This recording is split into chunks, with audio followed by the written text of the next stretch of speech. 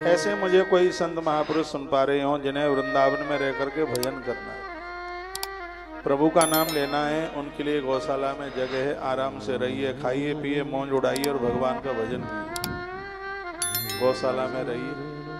जहाँ तक मेरी आवाज जा रही है, भजनानंदी महापुरुष महात्मा जिनको ऐसा लगता है कि हमें वृंदावन में रहना है और हमारे लिए कहीं कोई जगह नहीं है, तो तुलसी तपोवन गौशाला वहां आकर के वास करो, भजन करो,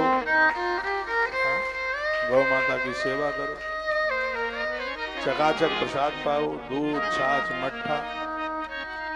भजन नहीं करोगे तो फेफड़ा फाड़ के मट्ठा बाहर निकल जाए।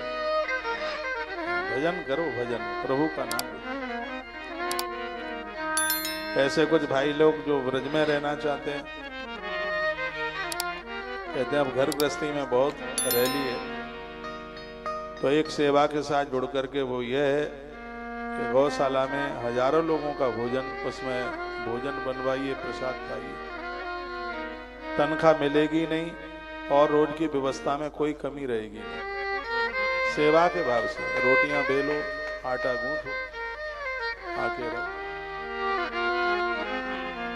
तुलसी तपोवन गौशाला हजारों में नहीं लाखों में पेड़ लगा रही है। आपको ब्रज में रहना है, निराई करो, गुड़ाई करो, पेड़ों में पानी दो, उनकी रक्षा करो, आराम से आवास ब्रज में वास करो। मुझे लगता है कि ये बातें मैं इसलिए भी बोल रहा हूँ क्योंकि रोटियां आपके ऊपर भारी ना पड़ जाए, क्योंकि हमारे पास कोई ऐसा तो है नहीं कि नोट छापने वाली मशीन है। ये तो भक्त लोग ही सब सहयोग करते हैं। जब वो अपना दान करते हैं तो सगरे पाप भी तो दे देते हैं संग। वो तो दान के संग, दान इसलिए तो दिया जाता है, दान देते समय सगरे हमारे अपराध दानी के संग चले जाते हैं। दान लेने वाला तपस्वी भजनानंदी है तो पापों को ऐसे जला देता है जैसे दूध में से दही और दही में से फिर वो मक्खन निकालता हुआ घी बना के तैयार करता है, तो विजातीय पदार्थ एक तरफ हो जाता है, घी एक तरफ होता है। भजनानंदी दान लेते समय यही प्रक्रिया उसकी होती है। उसका जो अपराध है सब जला करके एक तरफा कर देता है और उसका जो सजातीय स्थिति है वो बच जाती है। इसलिए तो सबको दान लेने का अधिकार नहीं। स्वयं के लिए तो आदमी भूखों मर जाए, स्वयं के लिए दान न ले। दान तो परहित और परमार्थ में।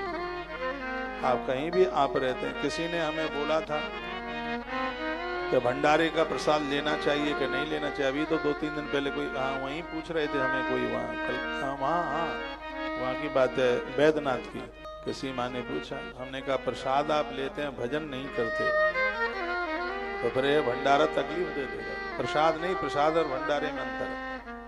प्रसाद तो गले के नीचे तक नहीं उतरता है, वो तो कंठ तक ही रहता है। भंडारे में पेट भरा जाता है। इसलिए तो यहाँ आने वाली मैं दाइयों को खूब कहता हूँ, माताओं को कहता हूँ, ये बहुओं की चुगली में ही मत लगी रहा करो पूरे दिन भर परिवार की चर्चा ना किया करो। आप वृंदावन आए हैं तो जितना भी खाली टाइम मिलता है उसमें भगवत चिंतन करो, भगवान का भजन करो, तो ही कल्याण होगा। तुलसी वन आश्रम में आप रह रहे हैं, कमरे भी किसी दान से ही बने होंगे।